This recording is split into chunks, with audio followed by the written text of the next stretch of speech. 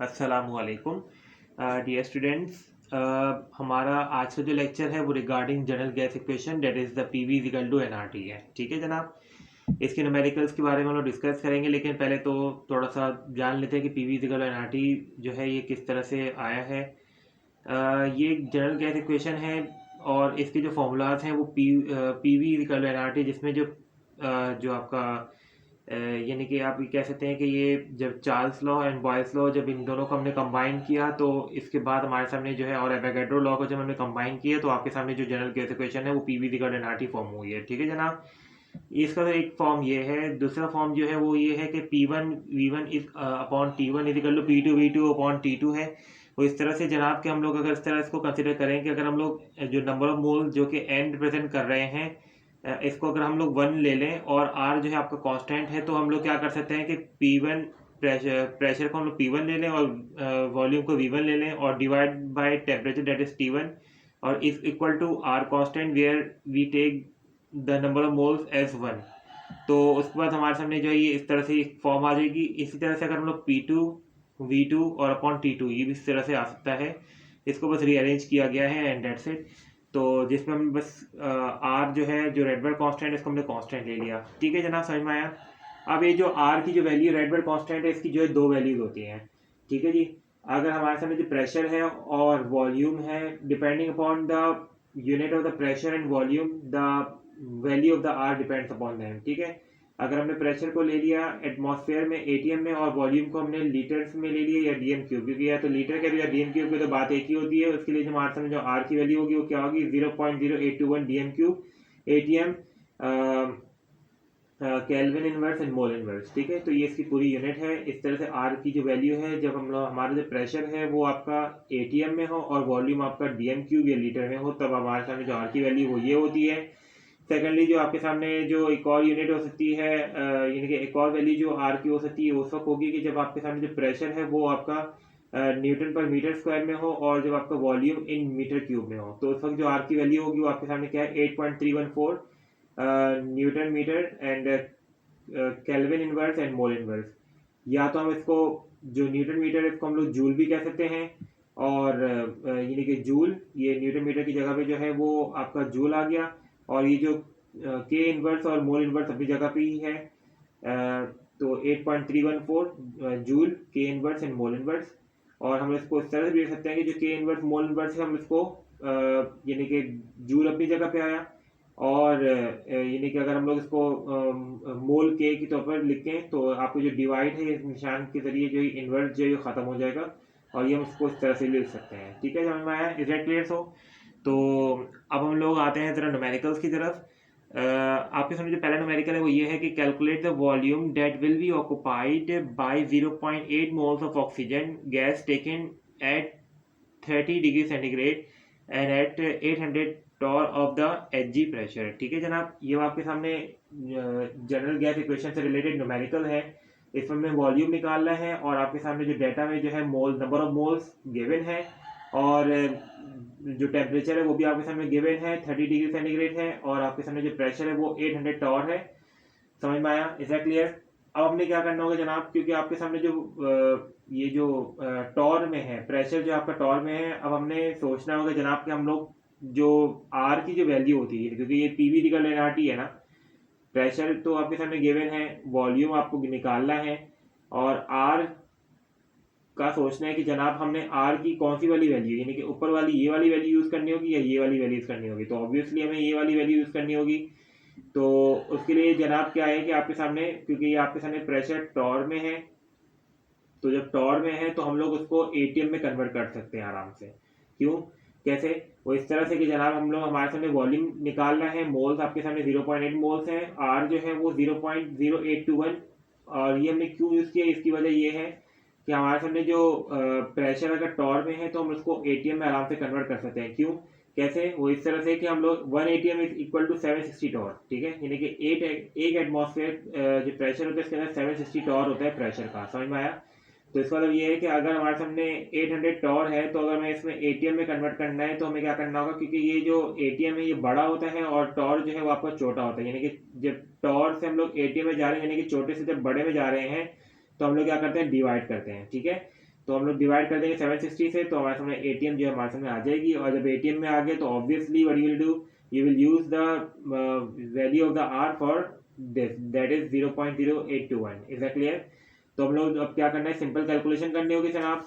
तो उसकी जो कैलकुलेशन है वो क्या है कि पीवी का एनआरटी है, हमने जो है वॉल्यूम को एक तरफ किया और बाकी प्रेशर डिवाइड में चला गया, तो हमारे सामने वैल्यू आ जाएगी, यानी कि 0.8 for the moles and R की वैल्यू पुट करी। और टेम्परेचर, क्योंकि ये जो टेम्परेचर ये जो है आपका डिग्री सेंटीग्रेड में है, तो हमने टेम्परेचर को हमने कन्वर्ट करना होगा केल्विन में। जब केल्विन कन्वर्ट करने के लिए हमें क्या करना होगा, इस डिग्री सेंटीग्रेड को हमने इसमें ऐड करना होगा 273 को, ताकि केल्विन में कन्वर्ट हो जाए। सही है, तो temperature must be in kelvin, because ये जो आर की वैल्यू है इसमें जो ये टेम्परेचर ये आपके केल्विन में है। सही है, डिग्री में नहीं है, डिग्री सेंटीग्रेड में नहीं है। सही है, अब हमने इस तरह से हमने किया काम, तो जो आपके टेम्परेचर है वो 303 आया, और आपकी जो प्रेशर है हमने एटीएम में कन्वर्ट करने के बाद हमारे सामने ये 1.053 आया, और जो वॉल्यूम है आपने कैलकुलेट करके निकाल दिया डीएम क्यूब में। है क्लियर? तो अब ये है कि भाई डीएम क्यूब में क्यों आया, भाई डीएम क्यूब इसलिए क्योंकि आपके सामने जो आर की वैल्यू है ना, इसमें आपकी डीएम क्यूब भी यूज हुआ है। जब हमने एटीएम में कन्वर्ट कर लिया तो वॉल्यूम के लिए डीएम क्यूब है, तो हमने डीएम क्यूब के लिए निकाला है। सही है, समझ में आया? The next numerical is regarding that के 12.5 dm cube vessel contained 4 gram of the CH4, 1.8 gram of N2 and 10 gram of xenon. What is the pressure in the vessel at 0 degree centigrade? सही है, ये बिल्कुल थोड़ा सा tricky है, लेकिन थोड़ा सा हम अगर तवज्जो देंगे तो इंशाल्लाह आसान होगा आपके लिए। आपके सामने सबसे पहली चीज़ क्या मौजूद है, वॉल्यूम गिवन है 12.5 dm क्यूब। ठीक है, जब हमने इस तरह के न्यूमेरिकल सॉल्व करने को तो हमें डाटा बनाना होगा। ठीक है, तो ये ऑब्वियस हमारे साथ वॉल्यूम गिवन है। ठीक है भाई, सही है। अब हमारे सामने क्या है कि कौन कौन सी चीज़ गिवन है उसको पहले नोट कर लेना है। टेम्परेचर आपके सामने गिवन है 0 डिग्री सेंटीग्रेड पे। अब सेंटीग्रेड से हमें केल्विन में जाना होगा, तो इसमें हमने 273 ऐड करना होगा। जब 273 ऐड कर लेंगे तो हमारे सामने 273 केल्विन ही आएगा ऑब्वियसली। अब हमें क्या करना है, प्रेशर को निकालना है। अच्छा भाई ठीक है, प्रेशर को निकालना है। अब पीवी का एनआरटी में जो है हमारे पास कौन कौन सी चीज़ें गिवन है, अब आप जरा देखना गौर से। हमारे सामने जो है प्रेशर गिवन है, ओके फाइन, ठीक है, सॉरी प्रेशर हमें निकालना है। ठीक है, you just have to find out the pressure. What is given, the volume is given. ठीक है, आपका जो टेम्परेचर है वो आपके सामने गिवन है, और क्या क्या चीज़ें नहीं गिवन, वो आपका नंबर ऑफ मोल्स जो कि आपको निकालने हैं, और प्रेशर जो कि आपको निकालना है। ठीक है, यानी कि प्रेशर को भी आपको निकालना है, नंबर ऑफ मोल्स को भी निकालना है, रेडबर्ड कांस्टेंट, यानी कि ये जो है आपके सामने गिवन है। क्योंकि ये डीएम क्यूब यूज हुआ है, तो हमें कौन सा वाला आर यूज करना है जिसमें आपका डीएम क्यूब मौजूद हो। सही है, यानी कि 0.082 है। Is it clear? अब हमें इसकी सॉल्यूशन करना होगा, क्योंकि हमें हमारा टारगेट क्या है, हमारा टारगेट है मोल्स। पहले नंबर ऑफ मोल्स निकालना होगा, तब जाके हम लोग प्रेशर निकाल सकते हैं। ठीक है, अब नंबर ऑफ मोल्स कैसे निकालेंगे, हम एक बात जानते हैं कि मोल्स का जो फॉर्मूला होता है जनाब वो क्या होता है, moles is equal to mass upon molecular mass या मॉलिक्यूलर वेट। ठीक है, तो ये मोल्स का फॉर्मूला होता है। सही है, अब आपके सामने क्या चीज़ें गिवन है, ये हमारे सामने ग्राम गिवन है। ठीक है, यानी कि मास गिवन है। अब हम लोग ये जो मॉलिक्यूल गिवन है इसका मॉलिक्यूलर वेट भी होगा।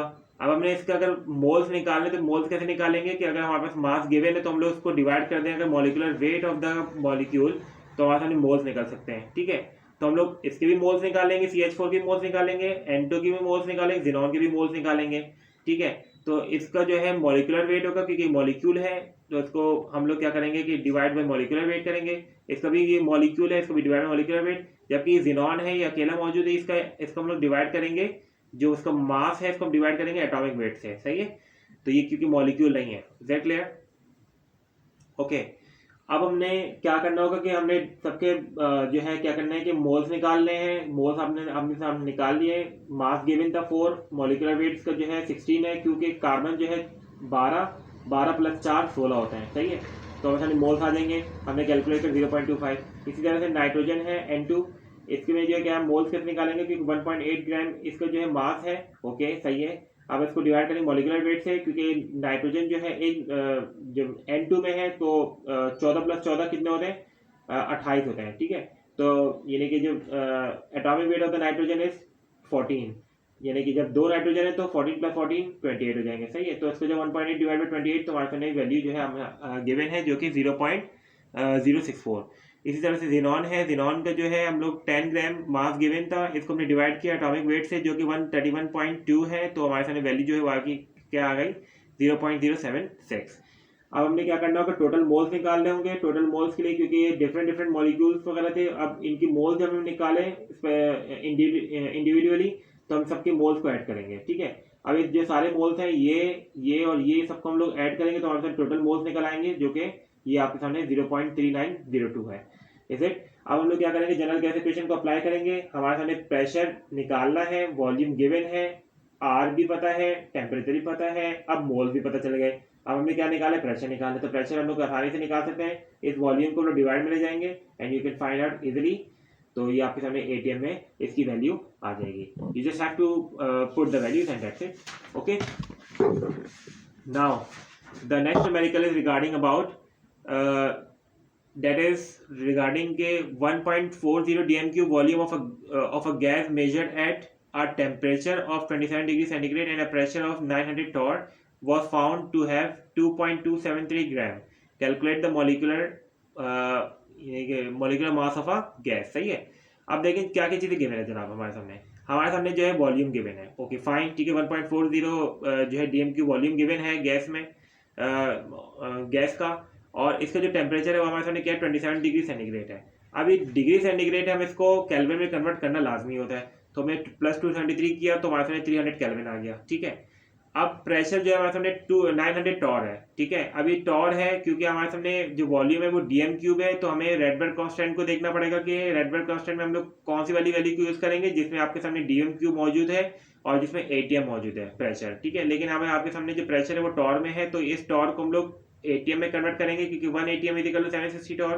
तो जब टॉर से जब हम लोग ATM में जाते हैं तो ये टॉर छोटा है, ATM बड़ा है, जब छोटे से बड़े में जाएंगे तो हम लोग क्या करेंगे, डिवाइड करेंगे। तो 900 divided by 760, so it will be 1.184 ATM। Is that clear? तो हम लोग रेडबर्ग कांस्टेंट की वैल्यू क्या है हमारे सामने वो 0.0821 ये सारी हमारी वैल्यू है। अब हमारे सामने मास भी गिवन है जो कि 2.273 ग्राम है। ओके फाइन, ठीक है, मास गिवन है। अब हमें क्या निकालने हैं, मोल्स निकालने हैं और मॉलिक्यूलर वेट निकालना है, ठीक है।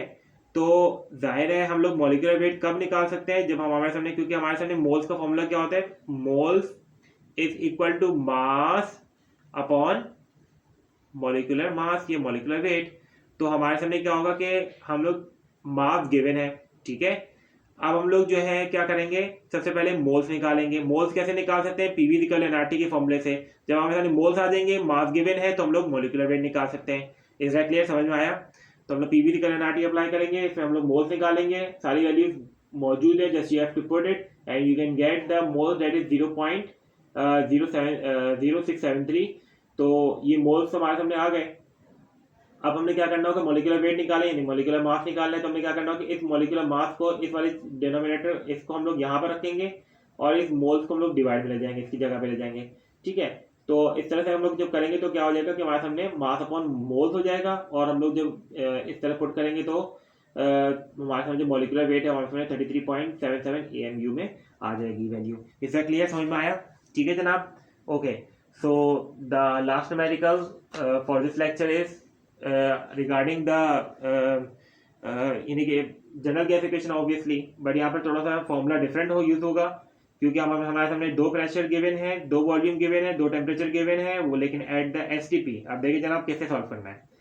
कह रहे हैं कि a certain mass of the nitrogen gas at 20 degree centigrade at 740 torr pressure occupies 12.345 dm³। Calculate the volume that it will occupy at STP, standard temperature and pressure। standard temperature and pressure में क्या होगा जनाब कि जो आपका जो pressure होता है ना वो आपका जो है वो 1 ATM होता है, यानी कि 1 ATM मतलब क्या है 760 टॉर होता है, यानी कि 1 ATM कह दो या 760 टॉर कह दो, बात एक ही होती है। जो स्टैंडर्ड टेम्परेचर प्रेशर में जो आपकी जो स्टैंडर्डाइज वैल्यूज होती हैं टेम्परेचर और प्रेशर की, वो क्या होती है, प्रेशर 1 ATM में होती है यानी 760 टॉर में होता है, और जो आपका टेम्परेचर होता है वो 273 केल्विन में होता है, ठीक है।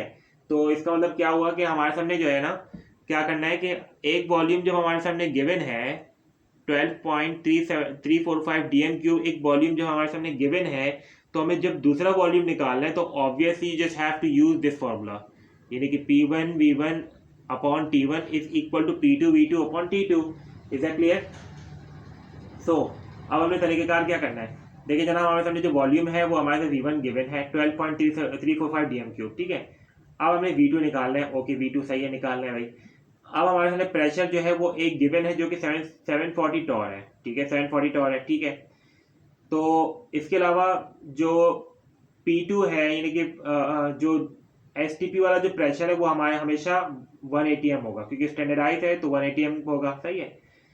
अब जो टेम्परेचर है वो आपके सामने क्या है, 20 degree centigrade, 20 degree centigrade T1 कर दिया, ठीक है। अब जो T2 है वो स्टैंडर्डाइज STP वाला टेम्परेचर है, ठीक है, 273 केल्विन है। अब देखना गौर से समझना, ये जो V1 है हमने जो वॉल्यूम जो चीज़ें पहले पैरामीटर्स में गिवन है ना, तो हमने इसको 1111 के जरिए रिप्रेजेंट कर दिया, यानी कि V1 है ना तो हमारे सामने जो पहला जो वॉल्यूम गिवन है तो हमने इसको V1 कंसिडर किया, और V2 जो है हमें निकालना है, ठीक है। P1 जो है वो हमारे सामने 740 टॉर है। अब ये याद रखना कि जब दो प्रेशर है ना, तो या दो वॉल्यूम है या दो टेम्परेचर, उनमें जो दोनों की जो यूनिट्स है वो सेम होने चाहिए, ये बात याद रखनी है आपने, सही है, समझ में आया। यानी कि अगर आपने टॉर है P1 तो P2 भी टॉर में होना चाहिए, सही है।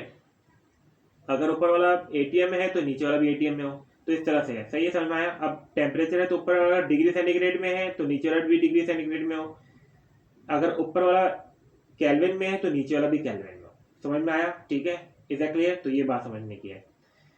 तो जब क्योंकि ये T2 जो है वो स्टैंडर्ड टेम्परेचर प्रेशर का केल्विन में है, तो ऑब्वियसली T1 को भी हमें केल्विन में कन्वर्ट करना पड़ेगा, जाहिर सी बात है, सही है, समझ में आया, इज दैट क्लियर।